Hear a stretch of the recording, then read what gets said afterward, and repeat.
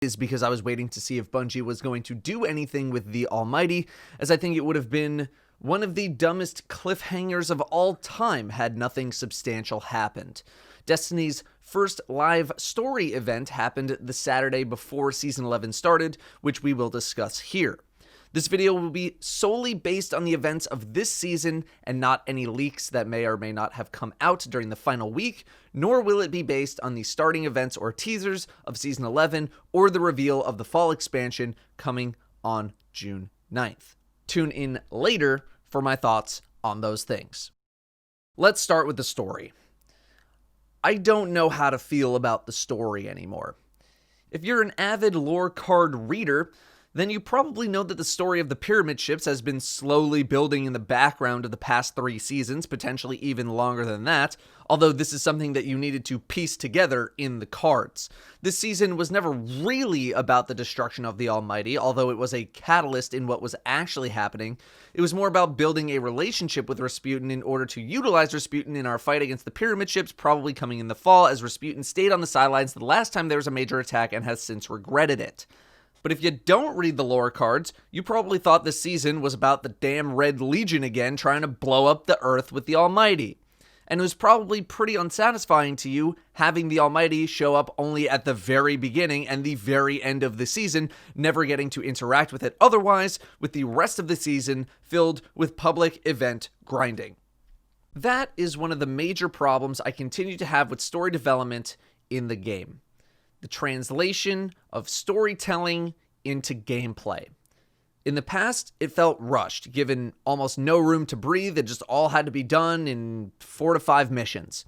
In the present, it feels like the good bits of the story are tucked away in lore books, and the stuff that I don't really care about is what's shown to me, especially with seasons 9 and 10 regarding the Red Legion. As far as I'm concerned, they were done back in season 1. Yes, I know that Callus's daughter is in charge, but you would only know that from reading the lore books. The fact that the Red Legion has no in-game main leadership or villain figures means I do not care about them, which means I have minimal interest to research them further. You only get to know interesting bits from reading lore books, and even then you need to piece things together. I don't really want to read about these things anymore. I want to experience them. It is more fun to experience these things in-game, even if it is something like the Tyrant mission where I'm walking around. There needs to be more story context put directly into the face of players. That is what will get players more invested. The problem is the seasonal model not allowing for a gameplay loop based around these deeper pieces of lore, and building experiences around these lore cards is much more costly than it is to have a group of writers come up with stuff and then stick them onto random seasonal triumphs. It would be much more interesting to have had the past 2 or 3 seasons build up to the showdown against the pyramid ships as opposed to fighting the Red Legion. The Red Legion has been a facade this whole time. But how do you create seasonal gameplay content around preparing for a threat that isn't here yet? The past 2 seasons have basically felt like we're just killing time, waiting for the real thing to show up. The destruction of the Almighty would culminate in the first Destiny live event synced across the entire game, similar to what Fortnite has done with their events. The Almighty crashed down thanks to Rasputin spraying a million lasers at it. You talk to Zavala, who says good job, same with Anna Bray, and you scooped up an emblem by inspecting the crash site in the tower. While this was a significant technical achievement by Bungie, this particular event ran too long. Most people assumed it would be a few minutes long, but stretching Rasputin's attack over an hour was a bit much, starting at 10 a.m. and ending at 11:30, with the sequence in the sky only progressing every few minutes. The final few minutes were pretty cool though, with it, getting destroyed and crashing. I was surprised at the complete lack of a teaser at the end of this event, perhaps giving a hint as to what the crash of the Almighty might mean for Season 11, if it does indeed have anything to do with it. Maybe they're just saving it for the start of Season 11. This was Bungie's first test run at something like this. They had never done anything like this in-game before, and it appears to have gone off without a hitch. Again, on a technical or engineering level. They had a goal in mind, and I believe they hit that goal. Yes, some people got error codes and whatnot, but it didn't really seem to be any more than usual. The entire game didn't crash for everyone, nothing really froze up. Things seem to have gone well. Now that this tech is in place, Bungie has the opportunity to do even cooler things with it in the future. However, I do think it was a missed opportunity to not have players participate in the actual destruction of the Almighty as well, as I think that would have elicited a much greater positive response from the community. And I don't mean public event farming. I realized that part of the season was powering up Rasputin so that we could actually blow the thing up, but watching from afar didn't really make me feel like I did a whole lot. Overall, this was a promising start for what could end up being a valuable tool for future events. Proof of concept. Also, a little bit more than 1 day's notice would have been nice as well. What Bungie has been showing versus what they've been hiding in lore cards has felt disjointed at best and chaotic at worst. What they've shown is a mishmash of main characters trying to get shoved together Avengers style into one coherent storyline, and what they've been hiding away in lore has been a far more interesting narrative. If you're not reading lore cards, you're missing out.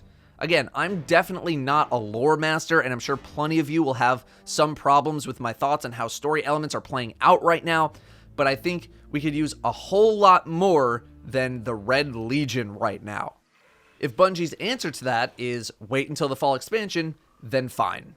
I'm assuming the Almighty has crashed into the Plague Lands, cracking open a Vault of Siva, where we'll spend Season 11 trying to rein it in so that Rasputin can attempt to harness it for us to use in Season 12 against the Dorito people of Nebulon 4. Sound good? Buckle up. I've always known that Destiny's storylines have been all over the place, but especially after talking with some more lore-knowledgeable friends, there is just so much going on, and it's all happening at the same time. And it's not like the lore stuff is bad. It's pretty good. It's interesting. It's well written. But the translation of it into satisfying gameplay is what continues to be a problem. Gameplay-wise, I don't really think I need to say it again, but this has probably been the worst season when it comes to gameplay. A new public event, lost sectors, and bounties. We are using recycled gameplay features as the main appeal of the season, some of the least appealing gameplay features that we have, and we could not even get new lost sectors. I mean, I guess we sort of did with the bunkers, but I think it would be mighty generous to call that substantial content. This was... whoa. I can only use the excuse of Bungie not having the same workforce and manpower as they did last year so many times. I know we're in a global crisis right now. I know Bungie's in a tough spot. I know. But what matters is the product that is delivered. And this was not it. This was, I think, as bare bones as we could possibly get when it comes to seasonal gameplay offerings that people would pay for. That being said, the Season 10 armor mods were a diamond in the rough, giving ridiculously good bonuses and build potential. Unfortunately, the best mod of the bunch is a Season 10 exclusive mod, which will probably be going away when Season 11 starts, unless they remake it in Season 11. Trials launched again and went through its own set of problems. Reward structure, cheaters, hackers, all of which have been driving people away from the mode. Bungie addressed all of these issues in a mid-season update. Rewards are getting tweaked to be a bit more casual-friendly, more masterwork materials, stuff like that. The cheater problem will likely never be fully fixed, but it's one that Bungie continues to try to remedy. I don't think any developer wants cheaters in their game, but you might as well put me center stage on Mori, because if I said I knew the first thing about cybersecurity, they would determine that that is a lie. GM Nightfalls also launched this season, an even harder difficulty Nightfall variant. However, while more hardcore players were looking for repeatable content like the Master variant, Bungie came swooping in to say that GM Nightfalls were mainly designed to be a one-time challenge to try to get the Conqueror title, which is not a Season 10 exclusive title, by the way. No increased rewards for a first-time completion either. I really do not see why the rewards couldn't have been increased loot drops and progression towards the title. People running the GM for loot drops are probably already at the top end of loot drops anyway. Why not just pile it on? People loved the double drops when they were bugged for a week. The Conqueror title just doesn't have that same pull as potentially increased drops do. I like that Bungie is trying to bring super hard content to the game. I've wanted it for a while, but I don't understand the rationale to have it be intentionally designed to be done only once when hardcore players are begging for repeatability. Also, I would actually really like to see the ability to get the same title multiple times. Season 10 offered the Conqueror and Flawless title for doing GM Nightfall and Trials Triumphs, respectively.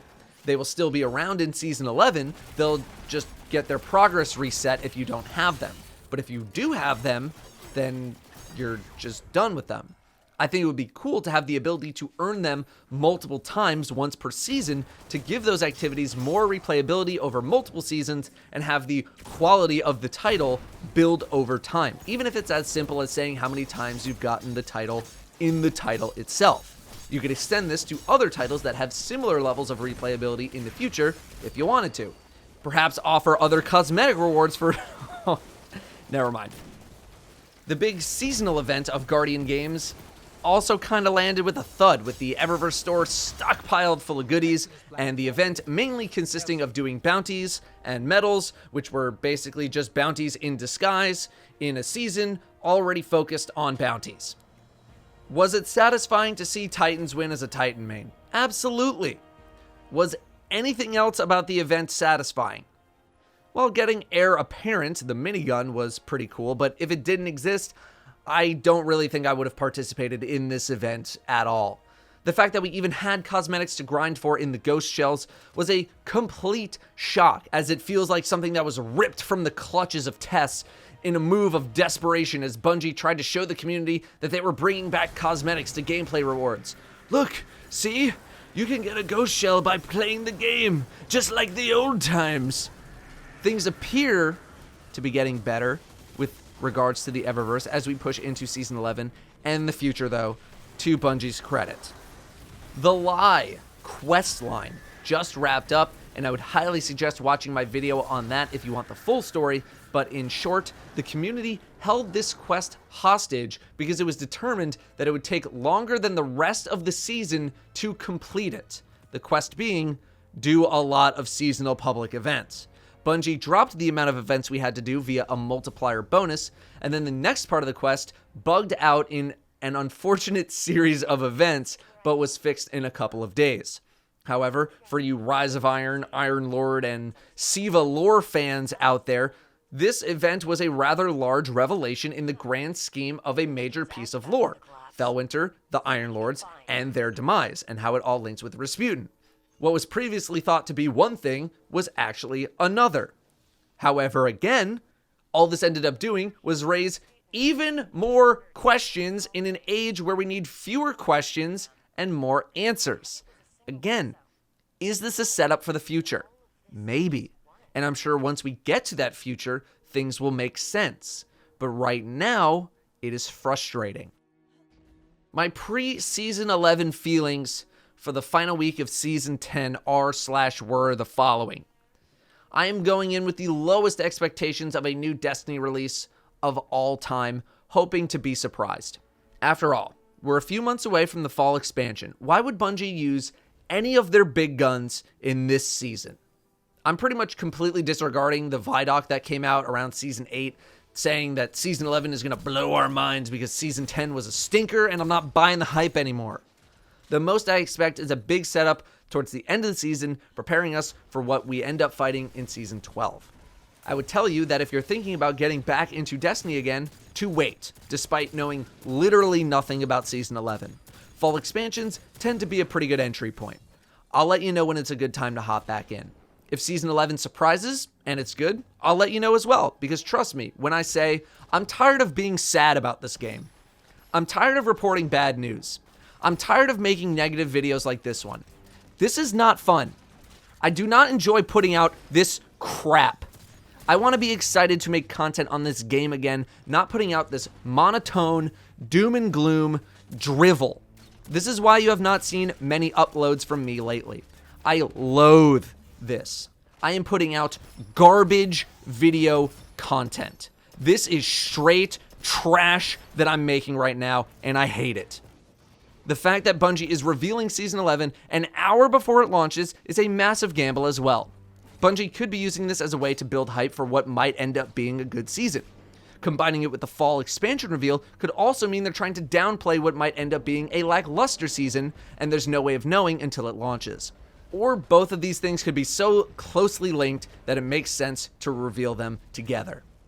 All that being said, my expectations and hype are a bit higher for the fall expansion, although I'm guessing that Season 12 will end up taking a major backseat like Season 8 did. Bungie has done their best work when their backs are against the wall. See The Taken King and Forsaken. I just wish it didn't come to this for a third time. But who is to say that this cycle doesn't repeat itself yet again? Good fall expansion, slow ramp down of hype, and we end up back where we started.